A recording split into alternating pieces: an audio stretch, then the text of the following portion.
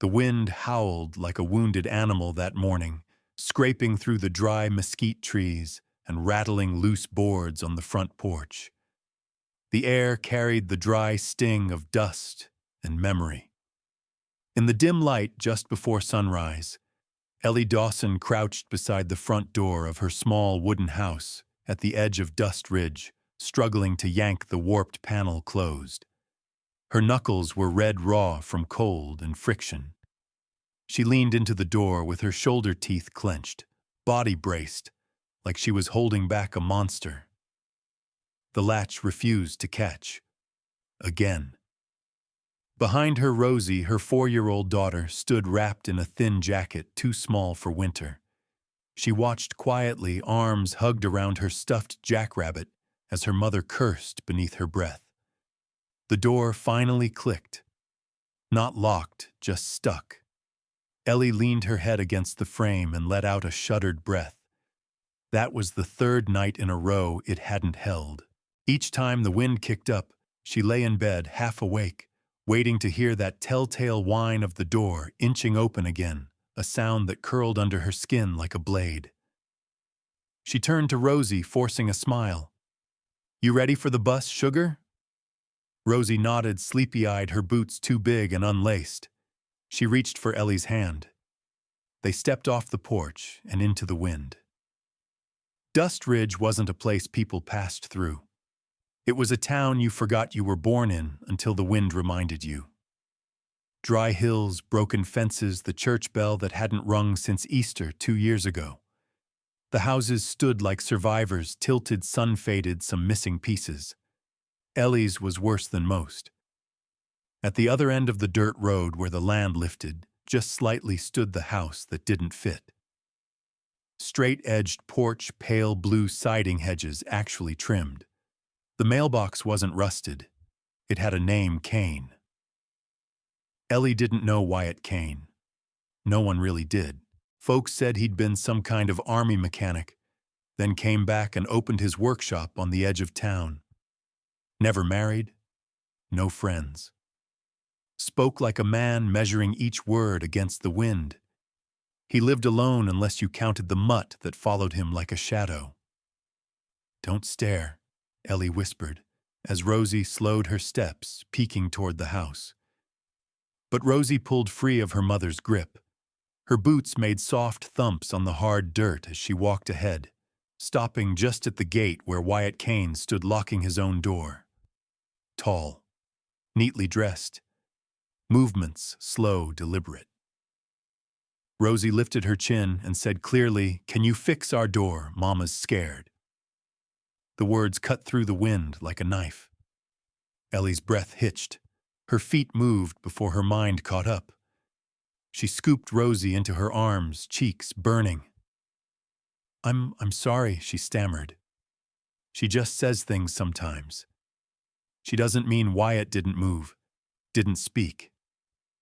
He just looked at the girl, at Ellie, and something in his eyes shifted, but too quick to catch." Ellie turned, walked faster than she needed to, heart-hammering. Behind her, Rosie peeked over her shoulder, confused. "Why's he sad?" she whispered. Ellie didn't answer. By the time she made it back from work that night, grease-smelling aprons still clinging to her from the diner, storm clouds were gathering again. The wind had turned mean, sharp whispering through every crack in the house. She double-checked the door, pulled hard. It caught. Still, she didn't feel safe. Not really. She sat by the old gas heater, Rosie curled up against her side, and stared at the door like it might come loose just from being watched. Ellie hated that feeling. That thin, stretched-out fear like string pulled tight enough to break. Once she'd believed that just staying strong long enough would fix everything, but doors didn't fix themselves. Across town, Wyatt sat in silence. The walls of his home didn't groan in the wind. His lights didn't flicker. Everything was solid, quiet, but his mind wasn't. He replayed Rosie's words. "Mama's scared. over and over like a record stuck on a needle. He remembered a night long ago when his own mother had tried to keep the wind out. Their door hadn't latched either, but nobody came knocking. Nobody helped. Wyatt stood, walked to the hallway closet, pulled out an old dented toolbox. His fingers ran along the metal edge. It still had the scratch his mom had left with a screwdriver the night they'd fought. That memory had kept him locked up for years. Not anymore. He grabbed his coat. The dog Buster rose, sensing something different in the air. And while Ellie tucked Rosie into bed, trying to hum away the draft, whistling in the cracks, a knock came at the door. Not loud, just steady. Her whole body tensed. She peeked through the glass and saw the outline of a man in a rain-speckled coat toolbox in one hand, dog at his side. Wyatt Kane. Ellie opened the door a crack.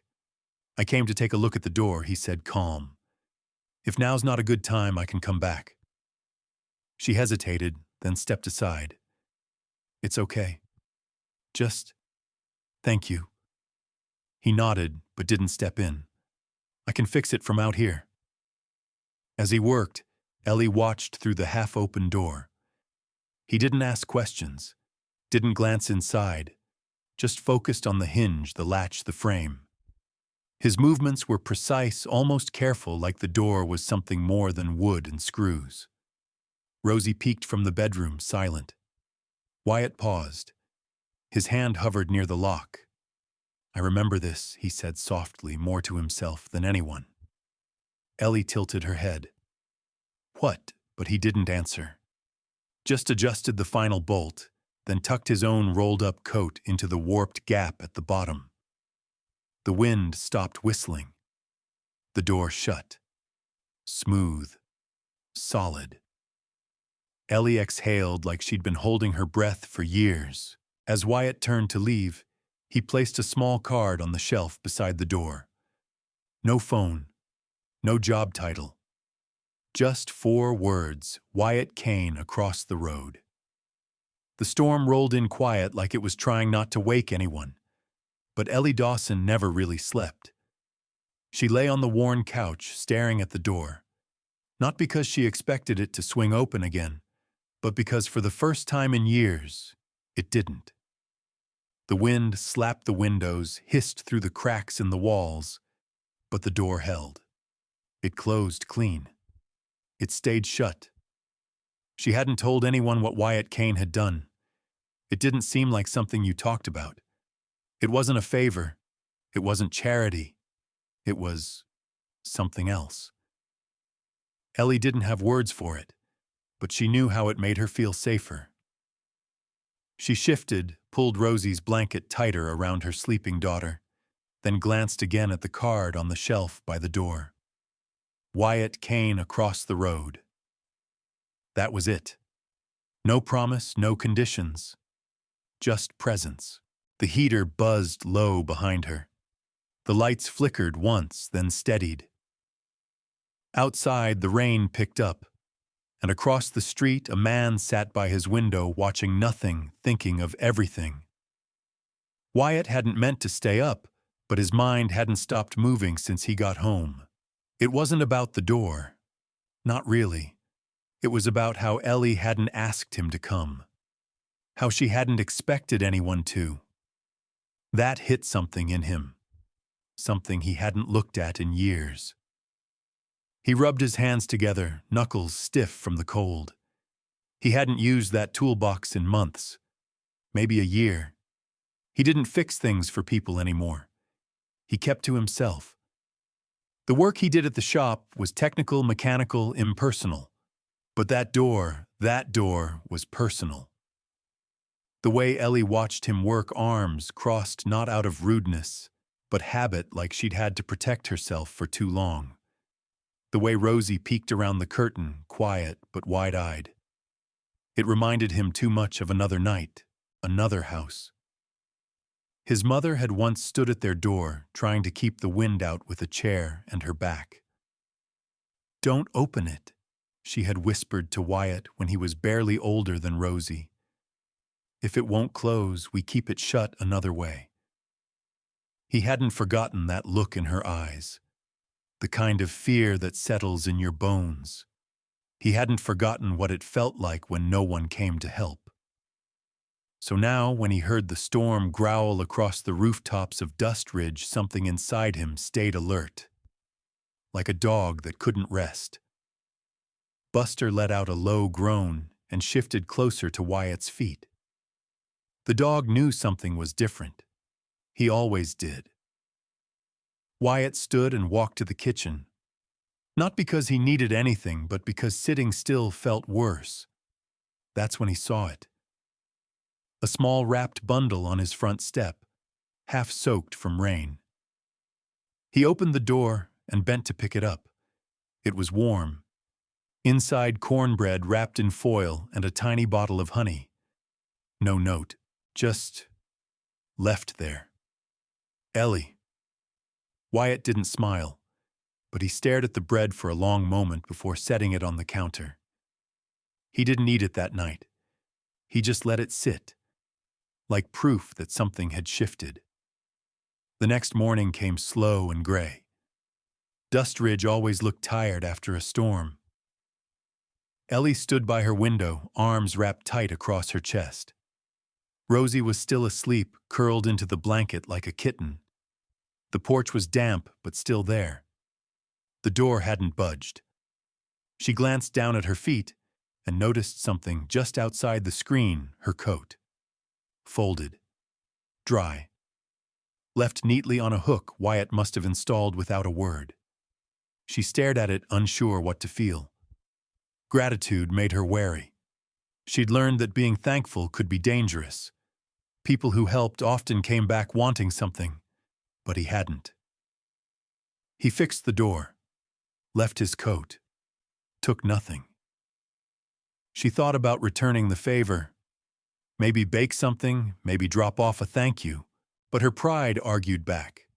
This wasn't a favor. It was just a fix. Then again, he'd done it in the rain.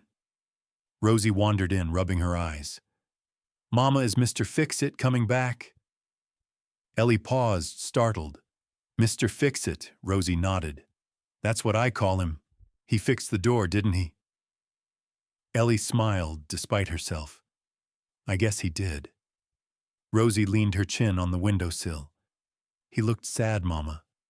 Maybe he needs help, too." Ellie didn't answer. She just reached for the coffee pot and poured herself a cup with shaking hands.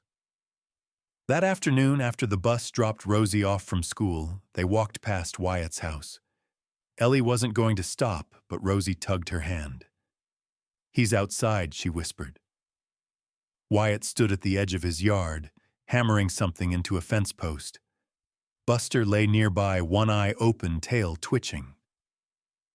"Can I give him a picture?" Rosie asked. Ellie hesitated. "Did you draw one?" Rosie held up a folded paper from her pocket. "It's our house, but with a yellow light." And the door closed. Ellie exhaled slowly. "Okay.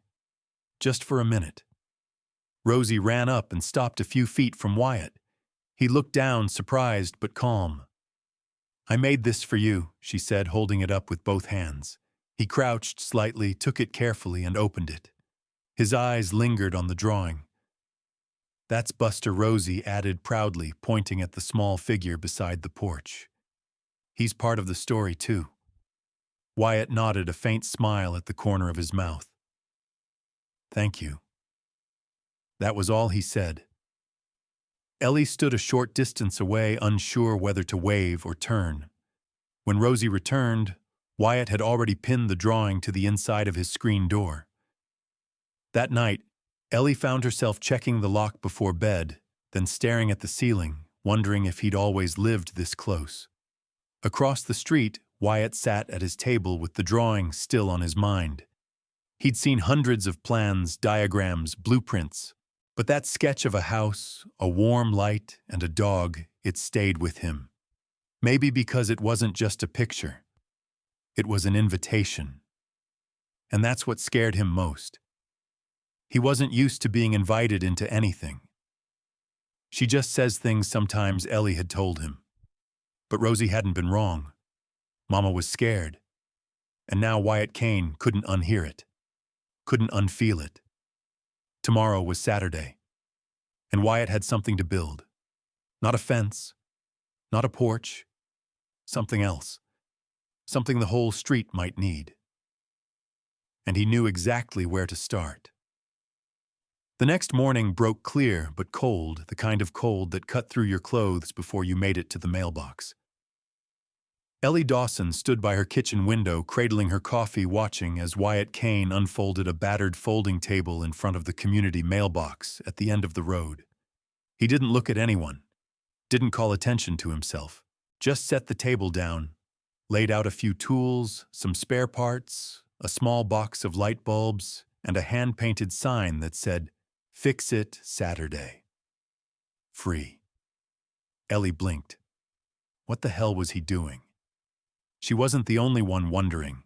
From various porches and windows up and down the street, neighbors peeked out. Curious. Cautious. A few whispered. One man shook his head and muttered something Ellie couldn't hear. Still, Wyatt stood there. Calm. Like he belonged there. Like he'd done this 100 times. He hadn't. Ellie sipped her coffee and tried to act like she didn't care, but the heat in her chest betrayed her. He was doing this because of her, because Rosie had said too much, because she'd let herself be seen. But why do it in front of everyone? Why make it public across the road? Wyatt tightened the legs of the folding table and ran a cloth across the surface. He didn't expect anyone to come. That wasn't the point. He needed to do something that didn't involve thinking. Something with his hands. And this was how he made sense of things. He wasn't fixing doors because he was a hero. He was fixing them because once upon a time someone should have fixed his. He couldn't go back and change what happened. But he could be here now. Maybe that was enough. Billy McGraw pulled up in his old pickup engine, rattling like a can full of pennies. He stepped out slowly, boots crunching gravel, worn hat low over his brow. "Well," Billy said, looking over the setup. "Hell froze over or you just got bored?" Wyatt gave a small shrug. "Figured I'd try something different." Billy nodded, chewing on that like it was jerky. Then he grabbed a busted garden shears from his truck bed and dropped it on the table. "You fix this, I'll tell folks it's worth coming down." Ellie watched the exchange from her porch, arms crossed tight. She'd stepped out to bring Rosie's coloring book to the car, but she hadn't gone back inside yet. She heard a voice down the street, sharp and clipped. "That the guy from the shop?" Kane, another voice lower. "Yeah, the one that lives alone. You seen who keeps hanging around his porch lately?" Laughter followed, not loud, but loud enough. Ellie's cheeks flushed. She knew that tone. Single mom. Gets cozy with the quiet guy. Maybe he's lonely. Maybe she's smart. That kind of talk had teeth. In Dust Ridge, kindness often looked suspicious. Rosie came out with her coat half-zipped, bouncing on her heels. "Is Mr. Fix-It building a robot today?" Ellie smiled tight. "No, baby. Just helping people fix things, like our door." Ellie nodded, her voice soft. "Yeah, like that." By mid-morning, a line had formed. Nothing dramatic, just a few folks with old lamps, loose hinges, a kid with a bike chain that kept popping off. Wyatt fixed each item quietly, no fuss, no lecture. He didn't ask questions, just worked. Billy sat nearby on a crate, sipping coffee like it was a show. "You keep this up," he muttered. "People'll start thinking you got a soul under that flannel."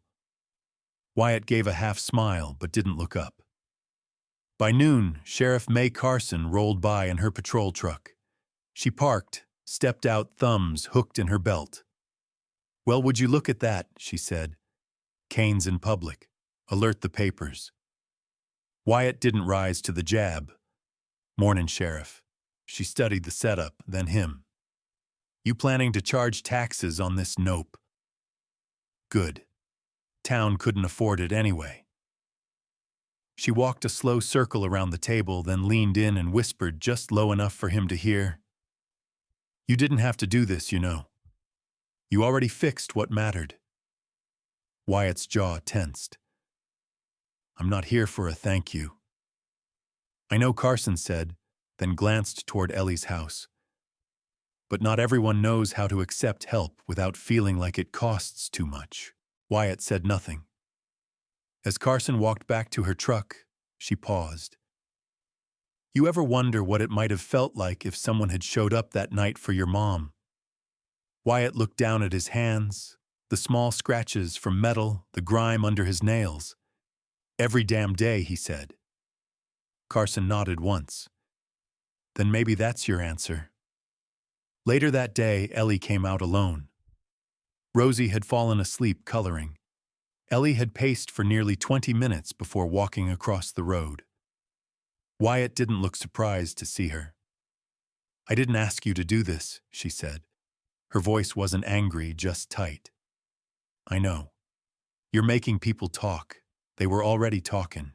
She folded her arms. You're not responsible for us. Wyatt finally met her eyes. I never said I was. They stood like that for a beat. Wind stirred the dust between them. Then Ellie exhaled, long and tired. You fixed our door. And that meant something. I don't know what to do with that. Wyatt wiped his hands on a cloth. You don't have to do anything, he said, but I do. She blinked. Why his voice came quiet, steady. Because we all share the same street. It should feel safe. Ellie didn't respond, but something in her shoulders eased, just a little. She turned to go, then hesitated. Someone told me once, no one ever stays, not to help, not really. Wyatt tilted his head. Then maybe they weren't fixing the right things. That night from her window, Ellie watched Wyatt pack up. He moved slower now. Tired, maybe, but not defeated. She reached into the drawer and pulled out a pencil. On the back of one of Rosie's drawings, she started sketching. Nothing fancy, just a kitchen. With a shelf that didn't lean, with warm lighting, with space. A place that held things steady. The old radio sat on the counter like it was holding its breath. Ellie stood just inside the wide-open doorway of Wyatt's workshop, gripping the handle of her tote bag and trying not to look like she regretted walking in. The place smelled like sawdust, motor oil, and something faintly metallic, like rain hitting rusted tin. She'd passed this shop 100 times. Every time it looked closed, even when it wasn't. Now standing in it, she felt like she'd stepped into someone else's story. I brought this, she said, holding up the square-shaped radio with its cracked dial. It's from the diner. Keeps shorting out. Can't get it to play more than 5 seconds of music before it starts buzzing like a hornet. Wyatt didn't respond at first. He was hunched over a workbench, wiping grease from his hands with a rag. Buster the dog lay curled up under the table tail, thumping once when he noticed her. Ellie cleared her throat. I figured since you're already Dust Ridge's repairman of the year. Wyatt finally looked over his face, unreadable. You brought it all this way? He asked. It's not heavy, she lied. He nodded at the radio. Set it there. As she moved across the shop, the voice came from behind her. Well, hell. Thought the place got brighter. She turned to see Billy McGraw sitting on an overturned crate in the corner, sipping coffee out of a chipped enamel mug. He grinned like a man who enjoyed watching things unfold. Didn't know Kane was taking walk-ins, he added. Wyatt ignored him. Ellie offered a faint smile, not sure how to respond. Billy didn't miss a beat. That radio's from Doyle's, huh? I can tell by the permanent smell of burnt bacon. You're not wrong, Ellie said, her smile warming. Wyatt cracked the radio open and started inspecting the internals, careful hands, working through layers of dust and brittle wires. Ellie stood to the side, arms folded. "You think it can be saved?" Wyatt didn't look up. "Everything can be, if you're willing to take it apart far enough." Billy raised his mug. "Careful with that line, Kane. Someone might mistake it for wisdom." Wyatt muttered something under his breath and reached for a soldering iron. There was a long pause, filled only by the quiet click of tools and the low buzz of the heater kicking on in the corner. Ellie glanced around. The workshop was simple but orderly. Every tool had a place. Every bolt, every scrap of metal seemed saved for something. She wondered if he lived this way everywhere neat contained useful. "I used to think radios were magic," she said, breaking the silence. "The way voices came out of nowhere, like someone out there knew you needed to hear a song at just the right time." Wyatt nodded without looking up. "Used to sleep next to one when I was a kid. Couldn't sleep without it humming." Billy shifted on his crate. "You should have seen his face when it broke, like someone'd cut the cord to the world." Wyatt didn't respond. Ellie noticed his jaw tighten. Billy stood brushed off his jeans. "I'll leave you two to your circuit board courtship. Coffee's out anyway." He tipped his hat as he passed Ellie. "Don't let him scare you. He's just rusty on conversation." "Thanks," Ellie said with a half-laugh. When the door clicked shut behind Billy, the workshop felt quieter. Not heavier, just more exposed. Ellie stepped closer to the bench, watching Wyatt work. His hands moved with the kind of care you didn't fake. Not fast, not showy, just present. "You fix a lot of things for people," she said. "I fix what I can." She hesitated, then asked, "But what do you do for you?" Wyatt paused mid-turn of a screw. "I keep the lights on," he said. "Keep Buster fed, that's enough." Ellie tilted her head, curious. "That sounds lonely." He met her eyes then. "Lonely's not the worst thing." "No," she asked. "No," he said. "Helpless is worse." There it was. That word. It hung between them like dust and sunlight. Ellie lowered her gaze. "Yeah, I know that one."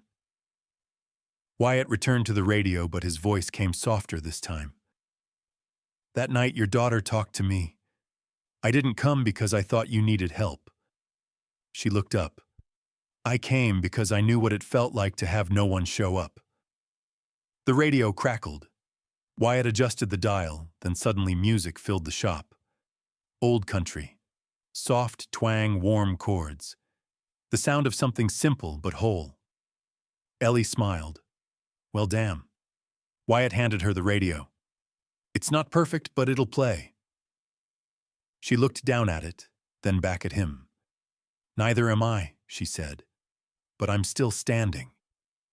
His mouth tugged at one corner. "That's more than most." As Ellie walked out into the cold afternoon sun, she felt something new blooming inside her. Not gratitude exactly. Not debt. Something quieter, like recognition. Across the street, she saw the faint flutter of paper in her mailbox. A yellow envelope. No return address. Inside, a folded piece of grid paper. A sketch, her house, with shelves, a fixed porch, and a single light drawn in the kitchen window. Her hands trembled. He'd drawn it. Back in the shop, Wyatt sat in silence. Buster laid his head on Wyatt's boot. Billy's voice echoed in his mind. "You fix a radio for her, Kane. But what you really need to fix is that thing ticking behind your ribs." Wyatt glanced at the soldering iron still warm on the table. He wasn't ready to call this anything, but he'd started something, and tomorrow he was going to finish something else. The wind changed around midnight. It started as a low hum, just enough to nudge loose shingles and stir the brittle trees lining the alley behind Ellie Dawson's house. Then came the static, a sudden flicker, a blink of darkness. The security light behind her back door didn't come on. Ellie didn't notice right away. She was sitting at the small kitchen table sipping lukewarm tea while Rosie slept in the next room, her tiny feet poking out from under the quilt. The house was quiet, unusually so. No creak from the porch, no whistle through the cracks in the window. The door Wyatt had fixed still held firm. That silence, once terrifying, had slowly become a strange comfort, until it broke. She heard it, a sound too deliberate to be the wind, a faint metallic scrape, a gentle rattle. Ellie froze. Her body went cold first. Then her fingers tightened around the chipped mug knuckles, whitening. She moved slowly, careful not to make the floorboards groan beneath her. She stepped toward the back window, pulling the curtain back just an inch. Darkness. Usually that alley lit up when someone walked near the back gate. Wyatt had installed the motion sensor himself. Just a simple light, nothing fancy. But it was always there. Tonight, it wasn't. She checked the clock. 12:04 a.m., another sound, this time at the door. Not a bang, just a test, a shift of pressure, a whisper against the lock. Ellie backed away, heart pounding. She grabbed her phone thumb, hovering over the call screen. Wyatt's name sat there, still pinned from the last time. She didn't press it. Her breath came shallow, fast. She looked down the hall where Rosie slept. The door had held, but something told her it might not be enough this time. Across the street, Wyatt Kane sat upright in bed, blinking through darkness. His phone buzzed an alert from the sensor system he'd installed along the alleyway. A project he'd quietly paid for, never mentioning it to anyone but Sheriff Carson. He grabbed it, swiped. Zone 3 motion detected. Camera disabled. He pulled on his jeans, grabbed his flashlight, and called softly, "Buster." The dog was already up, tail low, body tense. Wyatt stepped out into the cold without hesitation. No coat, just instinct. Ellie stood still in the kitchen, eyes on the back door. Her phone buzzed in her hand. A second alert from the neighborhood app: someone else had lost their security lights. Then footsteps, not loud, not fast, but close. She moved into the hallway, backed toward Rosie's room. She opened the door, slipped inside, closed it behind her. She didn't cry, didn't scream. She did what she always did. She stayed quiet. She laid next to her daughter and whispered, "I'm right here, baby. I'm right here." She held Rosie like a shield, though it should have been the other way around. Then a knock, not at the back, but at the front. 1-2. Soft. Intentional. She jumped, her body tensed, but she moved barefoot slowly toward the front of the house. She looked through the peephole. Wyatt, standing there, flashlight in hand, Buster at his side. She opened the door halfway, breath catching. He didn't speak right away. Just scanned the dark behind her house, his eyes sharp. Then quietly, "I'll stay out here until it comes back on." Ellie stared at him. No uniform, no badge, no gun, just a man, just a light. She swallowed hard. "You don't have to, I know." His tone wasn't harsh, just steady, certain. Ellie opened the door a little wider. "Want to come in?" He shook his head. "Not yet." So she nodded, left the door cracked, and sat inside on the floor, her back to the frame. She could hear Buster settling down outside. Then Wyatt's voice, low, deep, humming, something she didn't recognize. A lullaby, maybe, or just something to keep the dark at bay. Time passed slowly. The wind picked up. At 2:11 a.m., the lights flickered, then glowed steady. Ellie opened the door fully. Wyatt stood, dusted off his jeans. She didn't say anything. Neither did he. But she stepped aside just slightly, a gesture, not quite an invitation, but not a denial either. He didn't go in. He just met her eyes and said, "You didn't do anything wrong by being scared." And that somehow was the thing that made her cry. Just one tear. But it felt like a dam had cracked. The police showed up 10 minutes later, called by a neighbor. They searched the alley. No one found, nothing taken. But the lock had fresh scratches. The light had been deliberately unscrewed. Sheriff Carson gave Wyatt a look. "Camera next time." He nodded. Carson walked over to Ellie. "You okay?" Ellie nodded, voice tight. "Fine now." Carson studied her. "He always show up like that." Ellie glanced at Wyatt, then back at the sheriff. "Only when it matters." Later that night, Wyatt brought Ellie and Rosie to his house. Just for a little while. Just until her hands stopped shaking.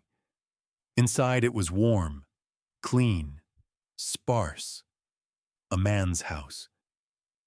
Rosie curled up on the couch with Buster and fell asleep like she belonged there. Ellie sat at the kitchen table gripping a mug of hot coffee. "I'm not scared because of what happened tonight," she said quietly. "I'm scared of what it means." Wyatt looked at her across the table, still holding his flashlight like he hadn't realized he could put it down. "What does it mean that I can't do this alone forever?" she whispered. "That if I stop pretending I'm strong, everyone will leave?" He didn't answer right away. Then he said, "I'm not here because you're weak. I'm here because you've been strong by yourself for too damn long." Ellie looked at him, then really looked. No hero, no savior. Just a man who'd heard the wind at someone else's door and didn't walk away. He walked them back when the sun was just starting to rise. Checked the back lock, tightened the screws, checked the sensor, replaced the bulb himself. When he stepped off the porch, Ellie called out behind him. "Wyatt," he turned. "You want that coffee next time?" He hesitated, then smiled. "Only if there's toast." "Burnt," she said deadpan. "Perfect." The morning after the break-in scare, Dust Ridge looked like nothing had happened. That's how the town worked. Quiet streets, still air, neighbors nodding without really speaking. But for the people who knew where to look, the silence told a different story. Sheriff May Carson stood outside the Dawson house with one hand resting on her hip and the other balancing a lukewarm thermos of black coffee. She wasn't wearing her uniform, just a denim jacket, jeans, and the steel-toe boots she never stopped wearing, even off-duty. The kind of woman who showed up more for presence than procedure. Wyatt Kane was crouched near the back gate, finishing the install of a new motion sensor. The old one had been tampered with. He worked slow and quiet, methodical as always. "I figured you'd already be out here," May said, stepping closer. Wyatt didn't look up. Didn't sleep much. "None of us did," she said. "Whole streets buzzing. 3 more houses reported flickering lights, maybe some prowling. You got people on edge." He tightened a bolt, stood, brushed dust off his jeans. "Wasn't trying to make a scene." "You didn't." "The guy who tried her door did," May said, her tone even. "You just happened to be the one standing on her porch when it mattered." Wyatt looked toward the house, toward the front window where a curtain shifted slightly. He knew Ellie was behind it, probably pretending she wasn't watching. May followed his gaze. "She all right, as much as she can be," he said. Rosie didn't wake up, slept through the whole thing. Ellie didn't. May took a sip from her thermos, the heat making her exhale slow. That girl's held her whole life together with duct tape and instinct.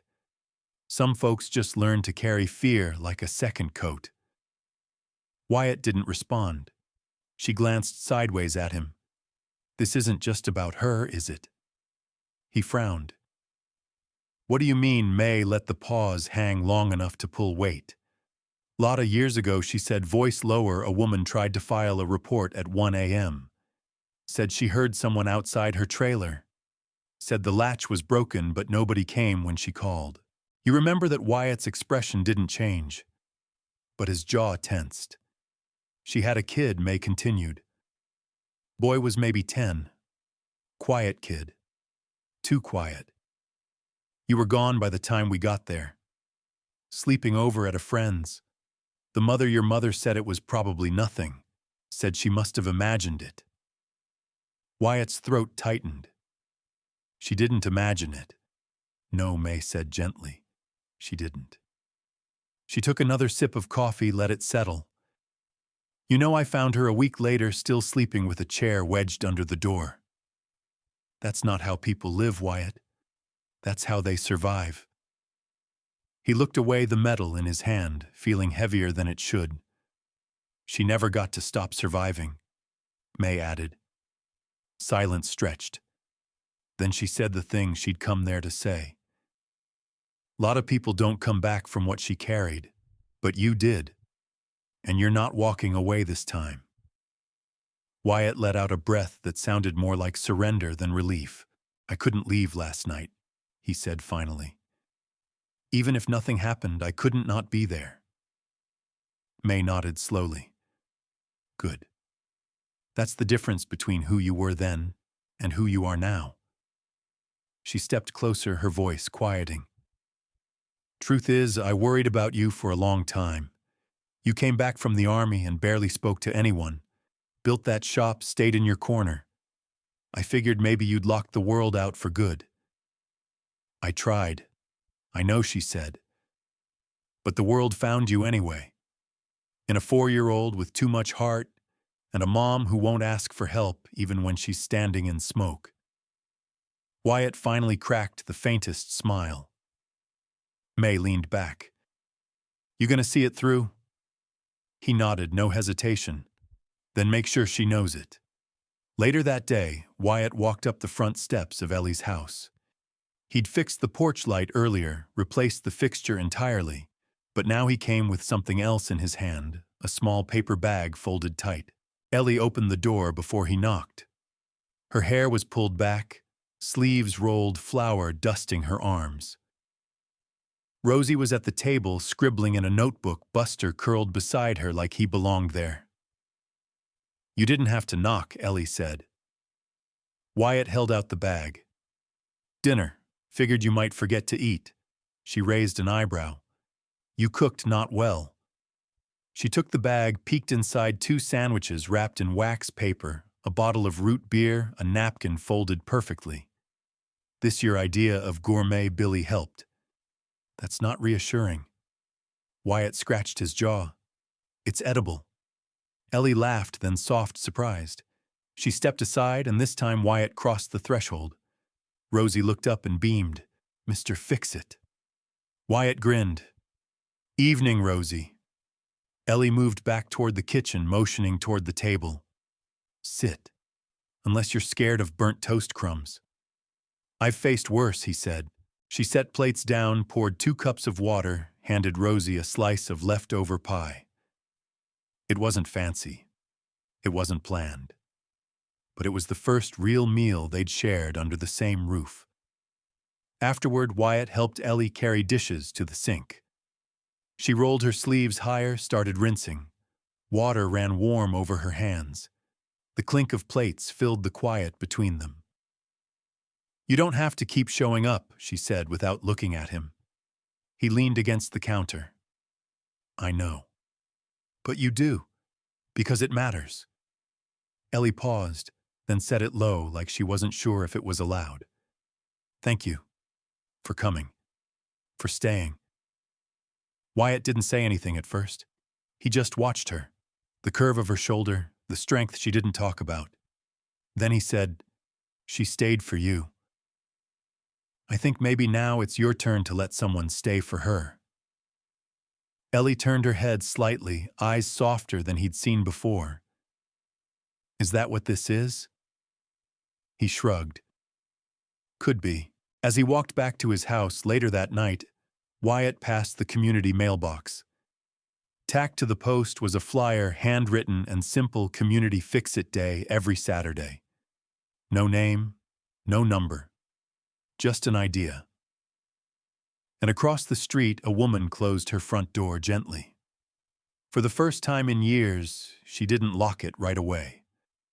The sun climbed slow over Dust Ridge that Saturday morning, dragging the chill out of the dirt one crack at a time. The kind of morning that made folks linger over their coffee a little longer, pretend they had nowhere to be. But Wyatt Kane had already been up for hours. He'd rolled out the folding table again, same one from before, and set it up just beyond the community mailbox. No fanfare, no banner, just tools, spare hinges, boxes of screws sorted by size, a bucket of light bulbs, a small cooler packed with water bottles. A new handwritten sign read, "Fix It Day, free, no questions." He laid it out the same way as last time, methodical calm, like building a small fort against the world. Only this time he wasn't doing it to stay hidden. This time he wanted to be seen. He was halfway through rewrapping an extension cord when he heard the voices.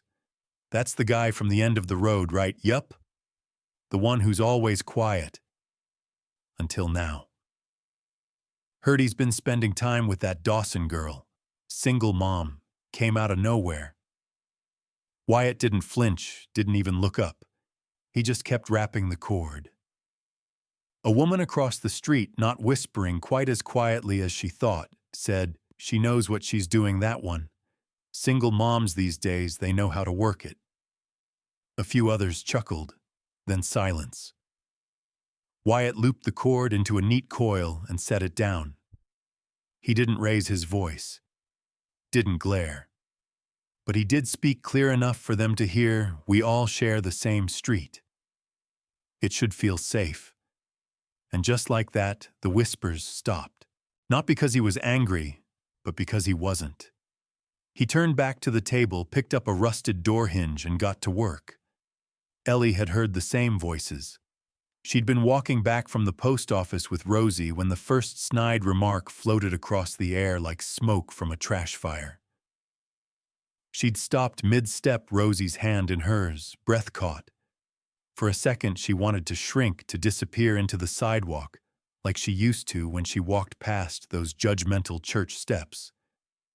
But then she looked up and saw Wyatt standing at his table, calm as a stone in the river. He didn't defend her. He didn't need to. Just stood there offering to fix what everyone else ignored. That was enough. By noon, folks had started trickling in. Quiet at first, an old man with a broken porch lantern, a teenage girl whose bike chain had snapped. A couple from 3 houses down asked if Wyatt could look at their drafty kitchen window. He didn't say much, just nodded, handed them a form he'd made to track the requests. Billy McGraw showed up dragging a busted oscillating fan and holding 2 steaming coffees. "Figured you'd forget breakfast," he said, handing one to Wyatt. "Also figured you could use a buffer in case someone gets too uppity about the Dawson girl." Wyatt sipped the coffee. "They're not saying anything I haven't heard before." Billy leaned on the table. "Maybe not, but they're saying it like it means something." Wyatt glanced over at Ellie's house where Rosie sat on the front step with a tin of crayons and a notepad. She waved when she caught his eye. He nodded back. Billy followed his gaze. "She yours now?" Wyatt didn't answer. Billy chuckled. "I'll take that as a maybe." Sheriff May Carson arrived in the afternoon, not in her cruiser, but in her beat-up Ford wearing jeans and a windbreaker. She dropped off a toolbox and a bag of mixed screws like she'd planned to all week. "Had this crap in my garage for 5 years," she said. "Figured you'd make better use of it." Wyatt looked at her. "Thanks." She motioned toward the growing crowd now, about a dozen folks waiting quietly, holding broken lamps, loose handles, squeaky hinges.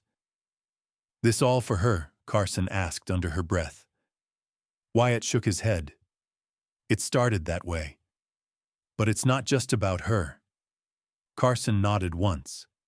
"That's good, because fixing something for one person makes you useful, but fixing something for everyone, that makes you part of it." Wyatt let the words settle. Ellie came over mid-afternoon, walking slow, Rosie trailing behind her, hugging a coloring book. "I brought sandwiches," she said, holding up a paper sack. Wyatt took them without a word. His hands were dirt-smudged, a scrape across one knuckle. Rosie looked up and asked, "Did you fix any robot arms today?" He crouched beside her. "One fan that spins like crazy. Might be close." Rosie grinned. Ellie handed him a napkin. "You okay?" He nodded. "You." She hesitated. Then better now. They stood in silence as Rosie crouched under the table, showing Buster her drawings. The dog listened like it mattered. Ellie turned to Wyatt. "You didn't have to do this, I know. But you did." He looked at her then, and in the stillness, something passed between them, not heavy, not dramatic. Just real. "You ever think about what kind of town this could be?" he asked. Ellie raised an eyebrow. "What do you mean, if people showed up before the door broke? Before the window shattered? Before someone got scared?" She looked down at her hands. "You mean if someone had shown up for your mom?" Wyatt's mouth went tight. Ellie stepped closer. "You're doing that now." At sunset, Wyatt packed the table slowly. The cooler was empty. The tools returned to their places. Folks waved as they passed, not with suspicion, but with something closer to respect. Billy loaded the fan into his truck bed and shouted over his shoulder. "Next week, same time." Wyatt nodded. Sheriff Carson passed him a folded piece of paper. "List of houses that need work. Some folks won't ask, but they'll open the door if you knock." Wyatt slipped the list into his pocket. Rosie ran up, holding a new picture. A house with a garden, a closed front door, a light in every window. "For you," she said. He knelt, took it gently. "You draw this." She nodded. "It's your house, but with people in it." Wyatt looked at Ellie. She wasn't crying, but something in her face said she could have been. That night, Wyatt pinned the picture to his fridge right beside the one she gave him weeks ago. Then he sat in the quiet and listened. Not to the wind, not to the creaks, to the silence of a door that didn't rattle. The storm had passed, but the scent of wet earth still clung to the windowsills of Wyatt's house. Rain had come down hard the night before, tapping out its secrets across the tin roof, while Rosie slept on the old couch, curled under a patchwork quilt. The morning light was soft and pale, like the town hadn't fully woken up yet. Ellie stood in Wyatt's kitchen, barefoot, waiting on toast that always came out a little burnt, no matter what setting the dial claimed. She poured 2 cups of black coffee, set one down near his toolbox on the counter, then turned to find Rosie missing. "Rosie," she called. No answer. Panic flared in her chest, quick and tight. Then she heard a giggle, light, breathless. She followed it to the workroom. Wyatt had left it open that morning as always. Rosie was perched on a stool leg, swinging elbows on the table, staring down at something spread wide across the surface. A sheet of yellowed paper covered in smudges, hand-drawn lines, and scrawled notes. A blueprint. Rosie turned when she heard her mother behind her. "Mama, look, it's a house." Ellie stepped closer, her breath catching, as her eyes adjusted to the lines. The drawing wasn't polished or clean. It was raw, done in pencil, and revised a dozen times. But the details were there: windows with shutters, a wide front porch, a sloped roof with a chimney. In the corner, in small handwriting, it read, "Home, someday." Ellie felt something settle deep in her chest. Not sadness, something older, recognition. Wyatt walked in behind them, drying his hands on a towel. When he saw what Rosie had found, he paused. For a long moment, he said nothing. "I told her to stay out of the back room," he said quietly. "I didn't touch it." Rosie defended, arms raised like she'd been caught with paint on the wall. Wyatt smiled, shook his head. "It's all right." He moved toward the table, lifted the edge of the blueprint like he was touching something fragile. Ellie watched his face. "You drew this?" she asked. He nodded. "Long time ago." "For you, for her," he said. "My mom." Ellie didn't move, just listened. She always wanted a place of her own. Real walls, real locks, something she could pass down. "After she died, I thought maybe if I built it, it would still count." Ellie looked at the sketch again. She could see it now, how carefully it was imagined. Not a big house, but sturdy, thoughtful. Space where quiet could feel safe, not lonely. "You never built it?" she asked. "I didn't have anyone to build it for." He said it like it was fact. Not self-pity, just history. Rosie leaned in, pointing. "That's the kitchen, right? And that's the garden." Wyatt nodded. "And this part?" Ellie asked, tapping a shaded square by the porch. "That was supposed to be a reading bench. My mom used to say if a house didn't have a place to sit and breathe, it wasn't worth living in." Ellie smiled. "She sounds like someone I would have liked." He looked up. "You remind me of her sometimes." She froze, surprised. "Not because you're like her," he added, "because you don't quit, even when it all falls apart." For a while, no one spoke. Then Rosie whispered, "Can we build it now?" Wyatt's brow creased. "It's not that simple. Why not?" she asked. Ellie crouched beside her. "Because building something real takes more than wood and nails. It takes time. And trust." Rosie folded her arms. "Well, we have nails." Wyatt laughed. And just like that, something shifted. That afternoon, they spread the blueprint across the dining table. Wyatt began adding new pencil marks, modern measurements, real lumber specs, material costs. Ellie sat beside him with a notepad calculating budget ideas, while Rosie drew crayon flowers in the corner of the page. Billy dropped by just as Wyatt was measuring the porch depth with a makeshift string line.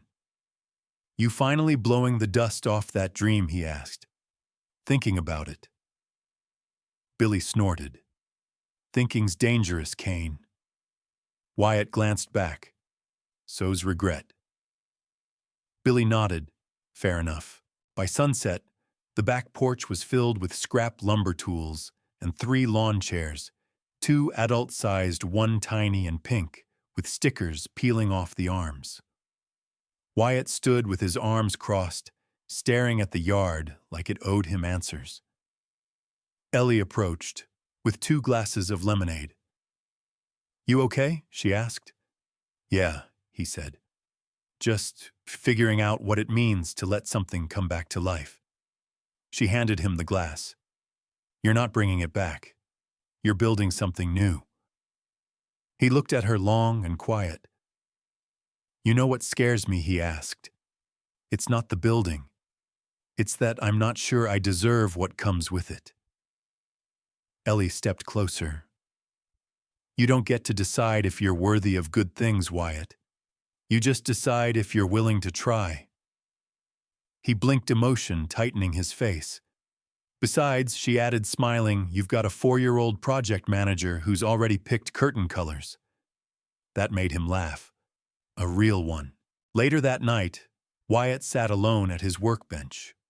Blueprint rolled up beside him. He unrolled it once more, stared at the corner marked home, and began sketching something new, a back door reinforced.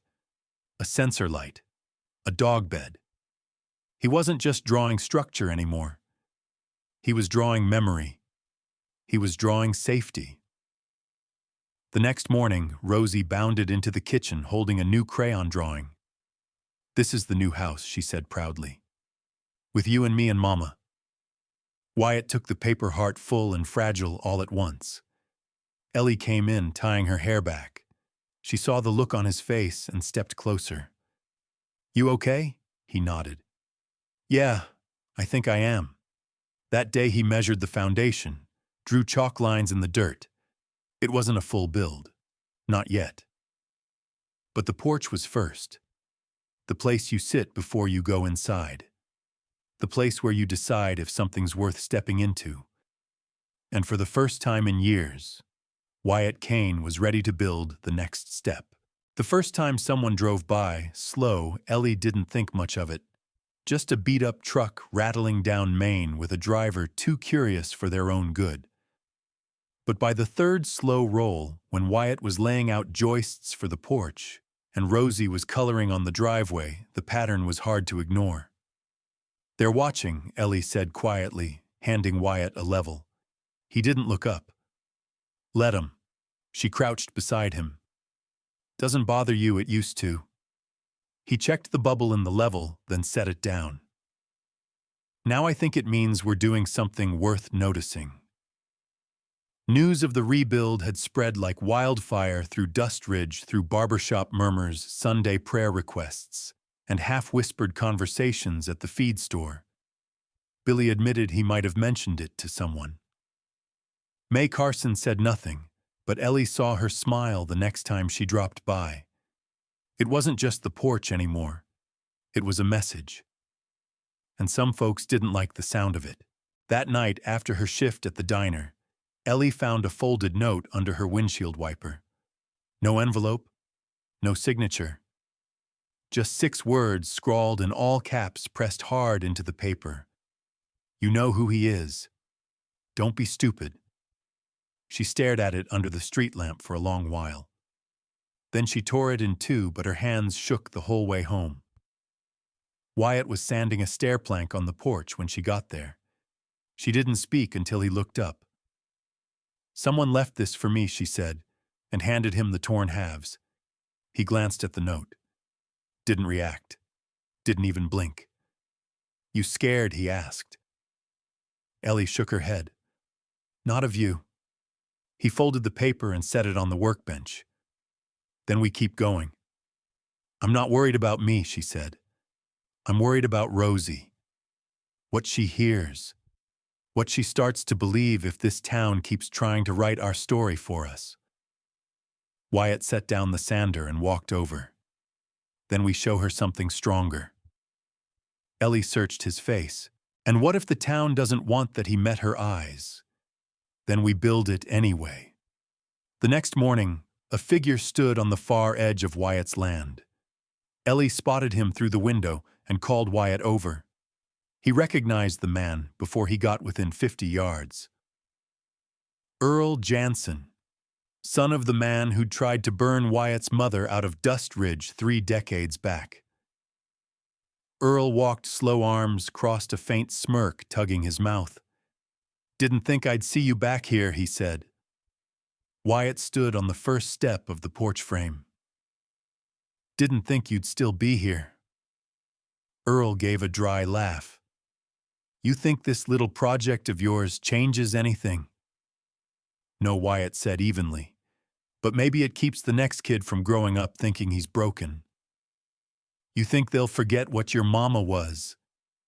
Wyatt's jaw tightened. "I don't need them to forget. I just need them to see we stayed." Earl stared for a long second, then walked away. That evening, Ellie made tea and stood in the doorway watching the sun stretch across the yard. Was it like this for her? She asked. Wyatt nodded. Worse. She didn't have anyone standing beside her. Ellie turned eyes hard, but they hated her anyway. Yeah, because she didn't hide. Ellie took a sip. I'm tired of hiding. Then don't, he said softly. You're not alone this time. The next day, Rosie marched into school wearing a toy tool belt Wyatt had modified to fit her waist.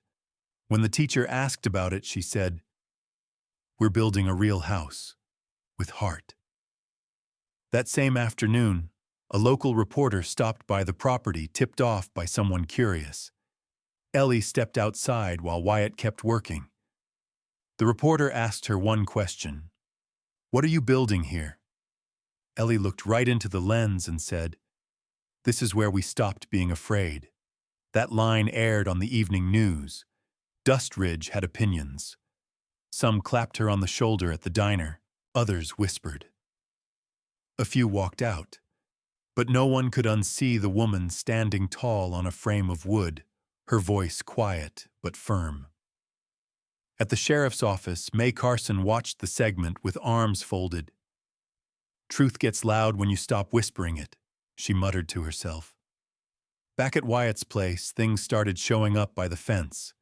A stack of leftover bricks, a box of rusty hinges, 2 gallons of barely used white paint. No names, no notes, just quiet contributions. Wyatt stacked them in order like each piece had a story. Ellie painted a sign and stuck it in the front yard, "Still building." That night, they all sat together on the porch frame, Wyatt, Ellie, Rosie. A blanket over their legs, stars overhead, air thick with summer promise. Rosie looked up. "Do people always get mad when you're happy?" Wyatt smiled. "Sometimes. That's dumb." He laughed. "Yeah, but some people get scared of what they don't understand." Rosie leaned against him. "You understand us. I'm trying real hard." Ellie slid her hand into his. "You don't have to try alone." They sat like that for a while, letting the crickets do the talking. Then Wyatt spoke again, voice low, steady. "This town doesn't get to tell us what kind of life we're allowed to build." Ellie turned toward him, eyes soft. "Then let's keep building." In the stillness, the porch frame groaned under the night wind, but it held. It was unfinished, raw, but real, and that mattered more than perfect. In the days to come, there'd be pushback. There'd be warnings. There'd be something darker still to come. But in that moment, under the stars, they weren't ghosts. They were builders. The wind picked up around midnight, rattling the porch frame until it groaned like an old man in pain. Wyatt sat up the moment the first thunder cracked, already tugging on his boots. Ellie met him in the hallway, flashlight in one hand, Rosie's stuffed bear in the other. "You think it'll hold?" she asked, voice tight with fear. "It has to," he said, grabbing his coat and heading for the door. The rain hit like a wall, thick, unrelenting, hammering the unfinished boards, turning dirt into soup. Chalk lines vanished in seconds. Wyatt and Ellie scrambled to tie down tarps, secure what lumber they could, dragging everything heavy onto the porch to weigh it down. At first it seemed manageable, just another test. But around 4 a.m., Billy pulled into the drive, headlights barely cutting through the downpour. He didn't get out at first, just sat there soaked, gripping the wheel. Then he opened the door and said, "She's not in the house." Ellie blinked. "What, Rosie?" he said louder. "She's not there. Everything's stopped." Wyatt bolted through mud, rain, wind. Ellie screamed her daughter's name, but the storm swallowed her voice like it was nothing. May Carson was the first to arrive. Her truck skidded to a stop in front of the porch, boots slamming into puddles as she jogged toward them. "We'll find her," she said already on her radio. "I've got backup coming in from the county." The town came alive. Search parties spread through the woods. Flashlights flicked through trees like fireflies. Dogs barked. Names were shouted. The air vibrated with desperation. Wyatt tore through brush, ignoring thorns slipping in the mud eyes, scanning for any trace.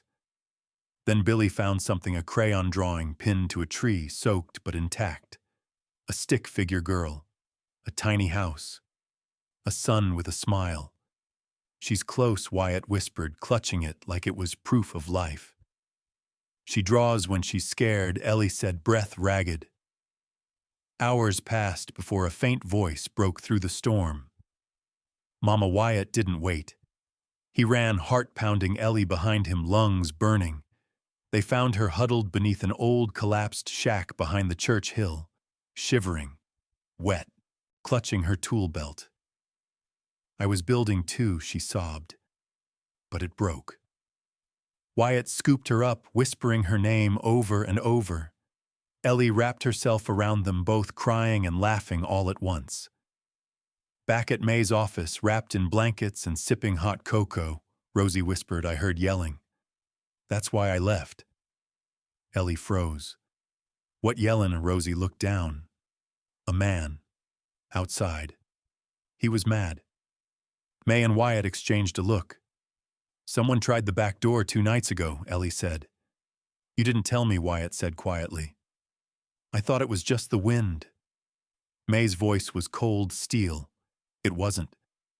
She barked orders into her radio, then turned to Wyatt. Show me the sensor sketch you drew. By nightfall, Wyatt had rewired motion lights around the property and installed a new lock system. Billy dropped off more supplies. May posted 2 deputies to patrol through the night. Rosie wouldn't sleep alone. They laid blankets on the couch, tucked her in, while Wyatt sat in the armchair nearby, boots on eyes never closing. Ellie stood in the kitchen doorway, arms crossed. What if this wasn't Rosie wandering? She said. What if someone wants us gone? Wyatt's voice was low, steady. Then they're gonna be disappointed. I don't want to live scared again, Ellie whispered. Not in front of her. Not ever again. He crossed to her, wrapped his arms around her from behind, and pressed his chin to her shoulder. You won't. Not while I'm breathing. The next morning, the damage revealed itself in full. Half the porch frame was gone, splintered and scattered. Boards lay broken, nails, twisted tarp shredded. Wyatt didn't curse. He just stood there, hands on his hips, looking at the ruin. Ellie came out with coffee. We rebuild, she said. Yeah, he answered. From scratch, he nodded. From heart. Behind them, Rosie peeked out the window. We still building. Wyatt smiled. Always. He walked to the pile of salvageable wood, found a hammer, and drove the first new nail clean into a fresh beam. Billy arrived not long after, his truck bed full of more lumber than anyone asked for. May showed up with walkie-talkies, handing one to Ellie, just in case, she said. Later, the feed store dropped off a tarp and rope, no note, no charge. People had started listening. Some were still silent, others suspicious. But enough of them had seen the news, seen Rosie's face, seen the way Wyatt never left her side. The town that once whispered behind closed doors now worked quietly beside them. This ain't pity, Billy said, lifting a fresh beam into place. No, Wyatt said. It's something else. Respect, Ellie added. Or maybe hope's contagious. They rebuilt slow, thoughtful, stronger. They weren't just building a porch anymore. They were building something that said, we're not leaving. We're not hiding. We're not afraid. That evening, as the light faded and the air dried, Wyatt sat on the new steps. Rosie played nearby with a hammer-shaped toy. Ellie leaned on the rail, watching the horizon. Wyatt turned to her. Storms don't end what's real, he said. They show you what's worth rebuilding. She nodded, brushing sawdust from her jeans. And this, she asked, motioning to the half-framed porch, the scattered paint cans, the sleeping dog May had brought by to keep watch. This is real, he said, and worth it, every nail. That night, the 3 of them sat outside under the stars' porch, half-built but full of life. The sky above was clean, clear, and for the first time it felt like Dust Ridge had made room for them. Not all of it, but enough. Ellie reached out and took Wyatt's hand. We keep going, she said. He looked at her. Yeah, he said. We do. Wyatt found the letter buried deep in one of his mother's old sketchbooks. It had fallen out while he was flipping through designs. She never got to build doodles of porches, shelters, greenhouses that never made it past the page. The envelope was unmarked, sealed with a piece of yellowed tape. He opened it out of instinct, not curiosity. But once he read the first line, "To my son, if this town ever lets you come home," his hands began to tremble. He was sitting alone on the new porch steps trying to catch his breath from the rebuild. Ellie and Rosie were inside making dinner. From the open window, he could hear Rosie humming a tune about flowers and forts. But nothing about this letter felt peaceful. The words were careful, written in his mother's delicate script. She'd never told him about Amos Greeley not like this. He'd known the man only by reputation when he was a boy.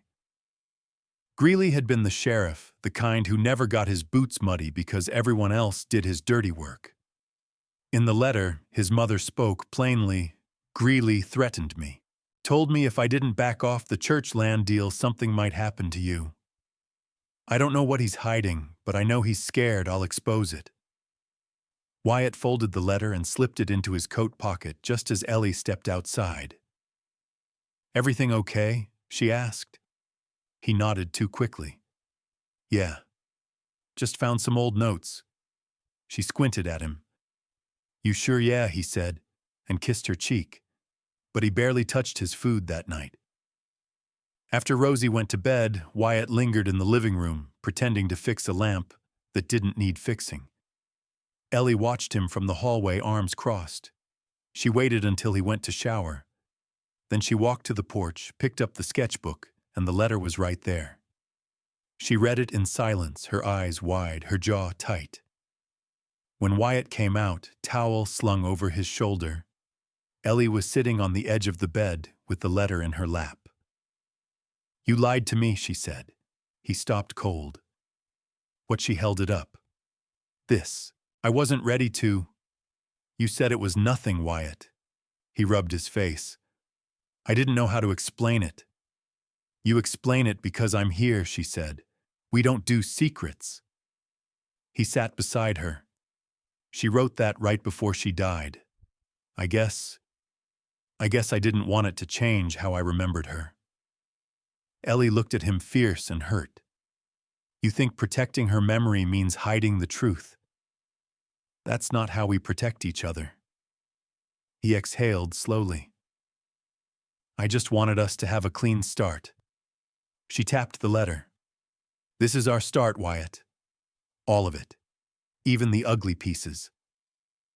The next morning, Ellie called May Carson. By noon, May was on the porch, the letter in her hand, her mouth pressed into a hard line. "Your mother was right. Greeley was dirty. The land swap, the fake zoning changes, it tracks." Wyatt paced. "Is it still going on?" May nodded grimly.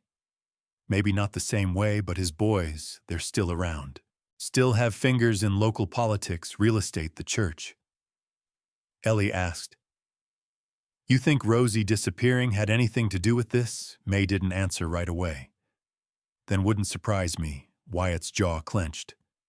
"Then we're not waiting around anymore." May gave him a look. "Tread careful. Dustridge doesn't take kindly to being unburied." That day, Wyatt unlocked the old shed behind the house, his mother's workshop. The place smelled of cedar age and dreams.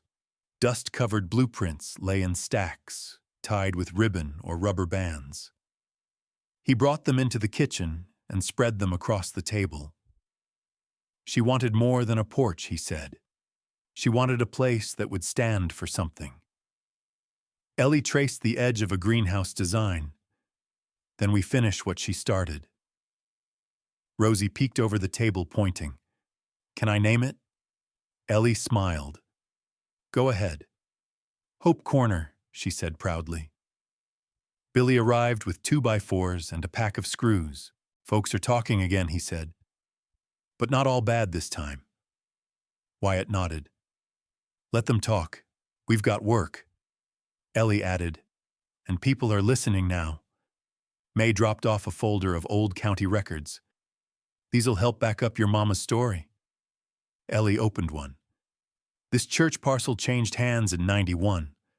Same month she died." Wyatt stared at the document. "That can't be coincidence." May agreed. "It's not, and you're not the only ones," Billy chimed in. A man named Caleb Harper reached out online, said his family owned land on the West Ridge, lost it under sketchy circumstances. Wyatt blinked. That name sounds familiar. May said they were forced out. Nobody talked about it, but he says he's coming back. Wyatt stared at the porch, now halfway rebuilt again. This whole town is full of ghosts. Ellie added, maybe it's time to give them voices. That night, Wyatt hammered the letter, his mother's letter, inside one of the new support beams. Ellie watched from the doorway. You sure about that? She asked. He nodded. It belongs here, like she does. They rebuilt late into the night. May stood watch a flashlight in hand pacing. Rosie curled up on the bench, drawing another version of Hope Corner, this time with sunshine above it. Around midnight, a knock echoed on the door. 3 short raps. Then silence. Wyatt answered it with caution, his hammer still in hand. A tall man stood there in a long coat, holding a folded piece of paper. Name's Caleb Harper, he said. Think you and I have business. Wyatt stepped aside. Come in. Caleb handed him the paper. It was a deed, an original. One that proved ownership of a large plot, Dust Ridge, now called Heritage property. My grandfather built your porch, Caleb added. The first one. I was 6. Ellie appeared beside Wyatt. Then help us finish it right. Caleb smiled. Gladly. Rosie stepped out barefoot, holding a paintbrush. What color's legacy? She asked. Wyatt looked down at her and smiled. Whatever color you make it. They spent the rest of the night planning, not just rebuilding, but reclaiming. Truth, history, and the parts of Dust Ridge that were buried under years of silence. Because Wyatt finally understood what his mother meant. You don't build a legacy by hiding the truth. You build it by standing in it. And now he was ready to stand. The porch was finished by hand, without a blueprint, just memory sweat and a deep need to set things right. Wyatt drove the final nail into the rail just as the morning sun broke over the ridge, casting a quiet warmth across the boards. The wood smelled fresh, clean, not just new earned. Ellie stood beside him, one hand resting lightly on Rosie's shoulder, the other shielding her eyes from the glare. No one clapped, no photos, no crowd. But May and Caleb leaned against the side of Billy's truck, sipping black coffee from mismatched mugs, watching like it was the best thing they'd seen in years. Wyatt exhaled slowly. It's done. Ellie didn't answer at first. She stepped up onto the porch and ran her fingers along the beam where Wyatt had sealed his mother's letter. She nodded. No, it's just beginning. Rosie, barefoot and bright-eyed, grabbed a brush and painted the words, Hope Corner, in red across the side of the shed they'd built together. Her blocky letters were uneven. The paint dripped. It was perfect. Billy arrived a few minutes later, grinning, 2 pies in hand. Brought breakfast, he said, setting them on the porch table. And a little justice. May raised an eyebrow. Justice Billy pulled a manila envelope from under the pie box. County opened an investigation this morning. The Greeley boys are being audited. Wyatt blinked. Wait. What anonymous tip? Billy said with a wink. Full financial records, church land swaps, ghosts don't forget. Ellie chuckled. Looks like memory has teeth. Caleb stepped forward, handed Wyatt an old photo. That's my granddad, he said softly, framing this same porch before it was taken. Wyatt looked at the faded image. The man in the photo had the same eyes, same proud stance. Feels like we're finishing what he started. Ellie said they tried to bury her, but she planted roots instead. Wyatt didn't speak. He just pressed the photo against the beam and whispered a thank you as if she could hear him. That afternoon, they opened the gate and left it open. No flyers, no signs. Just coffee, extra chairs, and silence. To their surprise, people came. Some parked at the edge of the field and stood beside their trucks unsure. Some walked up and took a seat quietly. Some brought photos. One woman older handed Ellie a small frame, a picture of her husband, beside the old church, dated 1989. He tried to speak out too, she said. They made him leave. Ellie set the frame on the porch rail. Wyatt added another beside it. May stood up. Her voice was clear and calm. Sometimes justice looks like a trial. Sometimes it looks like a porch that didn't fall. Billy added, and sometimes it looks like telling your daughter the truth before someone else tells her a lie. Ellie stood beside Wyatt and took his hand. This isn't just ours anymore. It's yours too, if you want it. No applause. But someone else placed a frame, then another. Later that night, under stars and still air, Wyatt and Ellie sat on the porch swing. Rosie was asleep beside them in a nest of blankets cradling her toy hammer. Crickets hummed. The wind rustled the trees with the gentleness of something forgiven. Wyatt asked quietly, "You think she'd be proud?" Ellie leaned her head on his shoulder. She'd be here if she could. He stared up at the stars. Funny how something broken can become something better. Ellie smiled. Only if someone chooses to fix it. The wind shifted. Not cold, just full. Like a door closing and another opening. The next day, Rosie told her teacher she wanted to be a builder like her dad. Like her grandma. Like hope. May returned to the sheriff's office with a calm people hadn't seen in her eyes in years. Billy started teaching his nephew how to frame a window. Just in case, he said. And Caleb filed papers to reclaim the Harper land, this time backed by evidence, not rumors. Dust Ridge didn't explode. It softened. Old wounds closed. Not erased, but carried better. The porch light stayed on every night. Not from fear, but from welcome. One evening, a dusty sedan rolled past the house slowly, then stopped, then backed up. A woman stepped out with a girl by her side.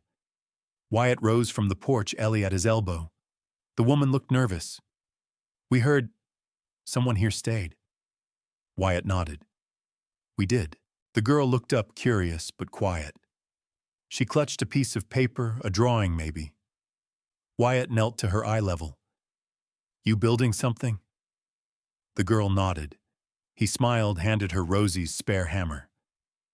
"Then you're in the right place." She looked at her mom. Then at the porch, then the open land behind it, and smiled. That's when Wyatt understood. What they built wasn't just a place. It was permission. It was truth that didn't ask for permission. It was home. Because the kind of legacy that lasts doesn't need a statue or a name carved into wood. It needs a story and a reason to keep telling it. That weekend, Wyatt sat down at the old kitchen table, now scarred with years of use and heart. He wrote a letter to Rosie for later. He wrote about her grandmother, about courage that came without shouting, about truths that were hard but holy, about planting something even if you never see it bloom. He ended the letter with one line. Legacy isn't about what they leave you. It's about what you choose to carry. He folded it, slid it into his mother's sketchbook right beside the letter she'd left for him. That evening, he stepped outside, brush in hand, ready to paint the final beam. Rosie ran up and grabbed the brush. "I want to help." He handed it to her. "Then finish what I started." Together, they painted the word truth across the front rail in thick, bright strokes. It dripped. It wasn't perfect, but it was theirs. And it would last.